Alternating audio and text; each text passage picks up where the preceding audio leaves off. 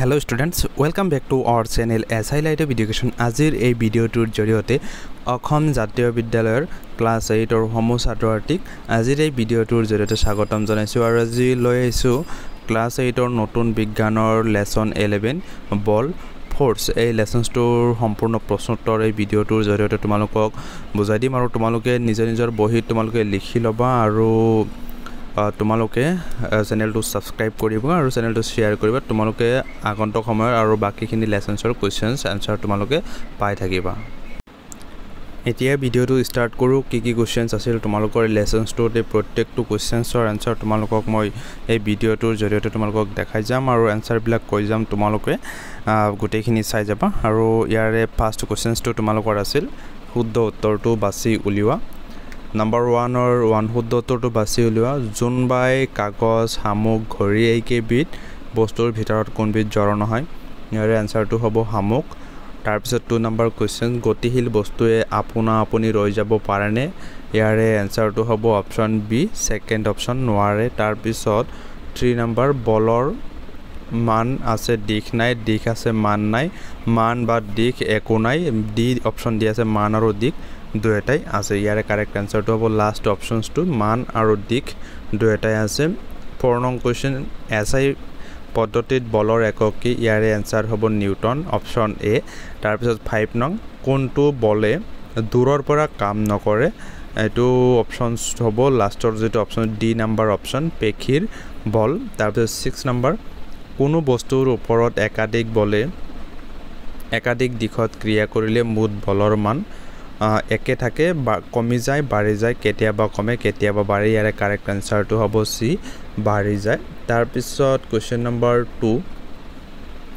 সমু উত্তৰ দিয়া ইয়াৰে কোৱেশ্চন নং 1 দিয়া আছে বস্তুৰ গতিৰ দুটা ধৰ্ম লিখা ইয়াৰে আনসাৰ হ'ব এনেকে লিখিবা বস্তুৰ গতি দুটা ধৰ্ম হল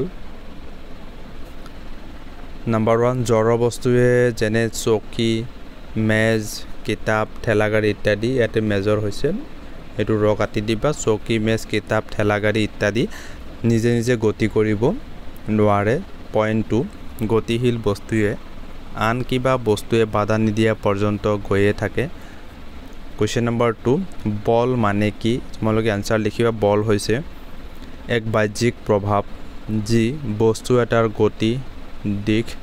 বা আকৃতি সলনি কৰিব পাৰে কোৱেশ্চন নং 3 দিয়া আছে দুমুহাত বাগৰি পৰা ডাঙৰ গছ এডাল এজন মানুহে অকলে লৰাব নোৱাৰে কিন্তু কেইবাজনো মানুহে লগ লাগিলে লৰাব পাৰে কাৰণ লিখা ইয়াৰে আনসাৰটো লিখিবা দুমুহাত বাগৰি পৰা ডাঙৰ গছ এডাল এজন মানুহে অকলে লৰাব নোৱাৰে কিন্তু কেইবাজনো মানুহ লগ লাগিলে লৰাব পাৰে কাৰণ ডাঙৰ গছডালৰ মানুহে প্ৰয়োগ কৰা মুঠ বলৰ মান বেছি হয় তাৰ মানে কি কৈছে কাৰণটো কি ডাঙৰ যে গছডাল আছে এই গছডাল কি মানুহে প্ৰয়োগ কৰা মুঠ বলৰ মান বেছি তাৰ পিছত 4 নং কোৱেশ্চনটো দিয়া আছে ৰছী টনা খেলত ৰছীডাল এটো ৰ বনাই দিবা ৰছীডাল যেতিয়া একে ঠাইতে ৰৈ থাকে তেতিয়া ৰছীডালৰ ওপৰত প্ৰয়োগ হোৱা মুঠ বলৰ মান কি ইয়াৰে আনসাৰ লিখিবা ৰছী টনা খেলত ৰছীডাল যেতিয়া একে ঠাইতে ৰৈ থাকিব তেতিয়া ৰছীডালৰ ওপৰত প্ৰয়োগ হোৱা মুঠ বলৰ মান হ'ব বল দুটা সমান হলে বস্তুৱে গতি লাভ নকৰে বল দুটা সমান হলে বস্তুৱে গতি লাভ নকৰে এইখিনি যদি লিখি দিয়া তোমালোকে তথাপি আনসাৰটো ফুল মাৰ্কস পাবা তাৰ পিছত 5 নং কোৱেশ্চনটো দিয়া আছে কোনো বস্তুৰ ওপৰত দুটা বিপৰীতমুখী বলে একে সময়তে কাম কৰিলে বস্তুটো কি চৰ্তত আৰু কোন দিশত গতি কৰিব ইয়াৰ আনসাৰটো লিখিবা কোনো বস্তুৰ ওপৰত একে সময়তে দুটা বিপৰীতমুখী বলে ক্ৰিয়া কৰিলে বস্তুটোকে গতি লাভ কৰিব যদিহে বল দুটা অসমান হয় আৰু বস্তুৱে গতি কৰিব ডাঙৰ বলটোৰ দিশত 6 নং কোৱেশ্চন চাবা ক্ৰিকেট খেলত বলাৰ বেটসম্যান আৰু ফিল্ডাৰৰ ক্ৰিকেট বলটোৰ গতিৰ ক্ষেত্ৰত ভূমিকা কি কি ইয়াৰ এনসাৰটো লিখিবা বেটসম্যানে যেতিয়া তেওঁৰ ওচৰ চাপি অহা বলটোত বেটেৰে কোব মাৰে বলটোৰ গতিৰ দিশ সলনি হয় এই ক্ষেত্ৰত বেটসম্যানজনে বেটখনৰ সহায়ত বলটোৰ ওপৰত বল প্ৰয়োগ কৰে আনহাতে ফিল্ডাৰসকলে বেটসম্যানে কোবোৱা বলটো হাতেৰে ধৰিবলৈ যত্ন কৰে হাতেৰে ধৰা মানে গতিশীল বলটোক স্থিৰ অৱস্থালৈ অনা এই কাম কৰিবলৈ ফিল্ডাৰে বলটোৰ গতিৰ দিশৰ বিপৰীতে বল প্ৰয়োগ কৰে এনেদৰে ক্ৰিকেট খেলত বলাৰে বলটোক গতিশীল কৰে বেটসম্যানে এটো বেটসম্যানে হৈছে এটো বেটসম্যানে তোমালোকে লিখি লবা টটো ইয়াতে উঠা নাই বেটসম্যানে তাৰ গতিৰ দিশ সলনি কৰে আৰু ফিল্ডাৰে বলটোক স্থিৰ অৱস্থালৈ আনে এই সকলো কাম কৰা হয় বল প্ৰয়োগৰ দ্বাৰা তাৰ পিছৰ কোৱেশ্চনটো 7 নং বলৰ উপস্থিতি কেনেদৰে গম পোৱা যায় এনসাৰ লিখিবা বলৰ উপস্থিতি বস্তুৰ গতিৰ অৱস্থাৰ পৰাই গম পোৱা যায় 8 নং কোৱেশ্চনটো চাবা বলে যে গতিশীল বস্তুৰ গতিৰ দিশ সলাব পাৰে তাৰে দুটা উদাহৰণ দিয়া ইয়াৰ এনসাৰটো হ'ব বলে যে গতিশীল বস্তুৰ গতিৰ দিশ সলাব পাৰে তাৰে দুটা উদাহৰণ হ'ল নাম্বাৰ 1 বেটসম্যানে যেতিয়া তেওঁৰ ওচৰ চাপি অহা বলটো বেটেৰে কোব মাৰে তেতিয়া বলটোৰ গতিৰ দিশ সলনি হয় নাম্বাৰ 2 ফুটবল খেলত এজন খেলুৱৈয়ে মৰা বলটো আনজনে বেলেগ ফালে মাৰি দিশ সলনি কৰে 9 নং কোৱেশ্চন বলে যে গতিশীল বস্তুক স্থিৰ অৱস্থালৈ আনিব পাৰে তাৰে দুটা উদাহৰণ দিয়া এনসাৰ লিখিবা বলে যে গতিশীল বস্তুক স্থিৰ অৱস্থালৈ আনিব পাৰে তাৰে দুটা উদাহৰণ হ'ল নাম্বাৰ 1 ক্ৰিকেট খেলত ফিল্ডাৰসকলে বেটসম্যানে কোবোৱা বলটো হাতেৰে ধৰিবলৈ যত্ন কৰে হাতেৰে ধৰা গতিশীল বলটোক স্থিৰ অৱস্থালৈ অনা ফুটবল খেলত নাম্বাৰ 2 ফুটবল খেলত খেলুৱৈজনে গোললৈ মৰা বলটো গোল কিকাৰজনে ধৰি ৰখোৱা তাৰ পিছত 10 নম্বৰ কোৱেশ্চন বলে যে বস্তুৰ ৰূপ সলাব পাৰে তাৰ দুটা উদাহৰণ দিয়া ইয়াৰ এনসাৰ লিখিবা বলে যে বস্তুৰ ৰূপ সলাব পাৰে তাৰে দুটা উদাহৰণ হ'ল নাম্বাৰ 1 কমাৰে লু গৰম কৰি হাতুৰিৰে পিটি দা কটাৰী তৈয়াৰ কৰিব পাৰে নাম্বাৰ 2 সোণ বা ৰূপৰ গহনা তৈয়াৰ কৰা কোৱেশ্চন নম্বৰ 11 বলৰ প্ৰতিক্ৰিয়া মানে কি ইয়াৰ এনসাৰ লিখিবা কোনো বস্তুৰ ওপৰত আমি যেতিয়া বল প্ৰয়োগ কৰোঁ বস্তুটোৱেও আমাৰ ওপৰত এক বিপৰীতমুখী আৰু সমান বল প্ৰয়োগ কৰে এই বল আমাৰ ওপৰত প্ৰয়োগ কৰে তাকে বলৰ প্ৰতিক্ৰিয়া বোলে তাৰ পিছত 12 নম্বৰ কোৱেশ্চন দূৰৰ পৰা কাম কৰিব পৰা তিনিবিধ বলৰ নাম লিখা ইয়াৰ এনসাৰ লিখিবা দূৰৰ পৰা কাম কৰিব পৰা তিনিবিধ বলৰ নাম হ'ল নাম্বাৰ 1 চুম্বকীয় বল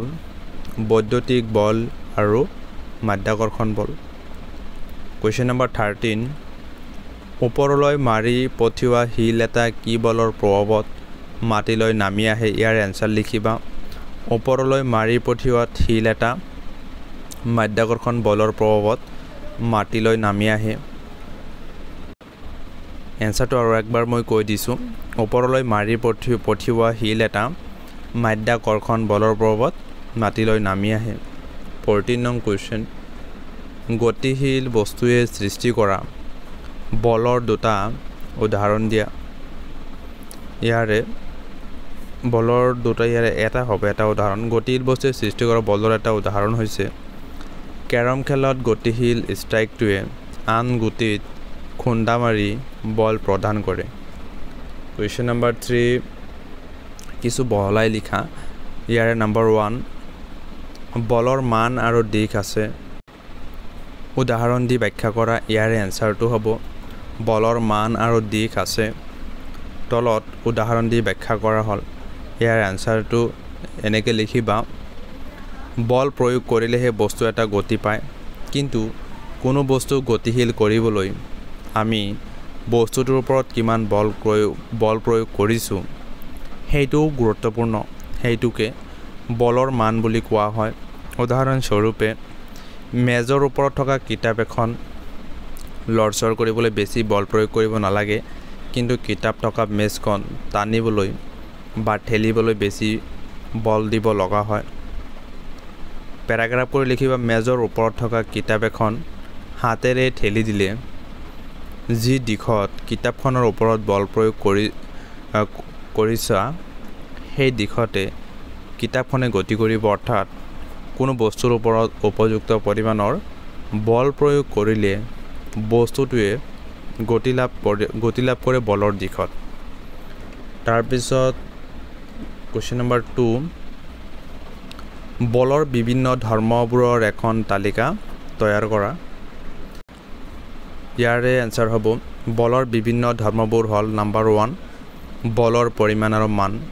কোনো বস্তু এটা গতিশীল কৰিবলৈ বস্তুটোৰ ওপৰত নিৰ্দিষ্ট পৰিমাণৰ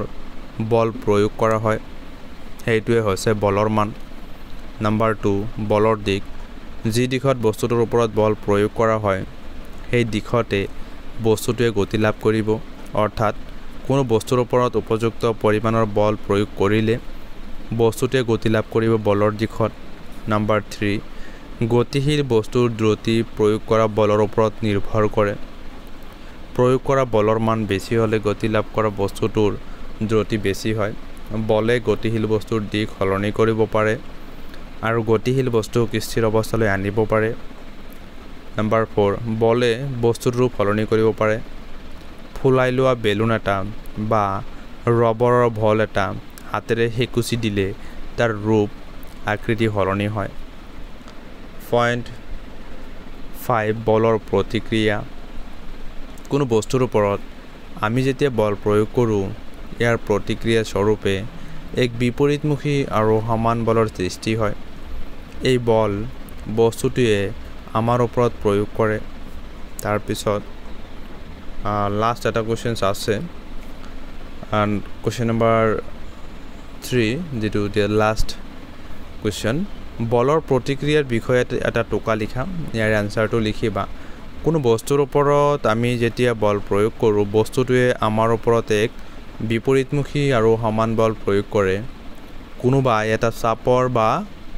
বুকু মাৰিলে কষ্ট পোৱা যায় তাৰ মানে চাপৰ বা বুকু মাৰা মানে বল প্ৰয়োগ কৰা অৰ্থাৎ তোমাৰ দেহত আন কোনোবাই বল প্ৰয়োগ কৰিছে মৰমৰ ছাত্ৰ-ছাত্ৰীসকল এই ভিডিঅ'টোৰ জৰিয়তে তোমালোকৰ যদি কিবা কি বুজিব লগিয়া থাকে তোমালোকে কমেন্ট সেকশনত কমেন্টছ কৰি জনাবা আৰু মই তোমালোকক বুজাই দিম আৰু তোমালোকে চেনেলটো সাবস্ক্ৰাইব কৰিবলৈ নাপাহৰিবা সাবস্ক্ৰাইব কৰিবা লাইক কৰিবা শেয়াৰ কৰিবা thank you S I light of education thank you watching the video'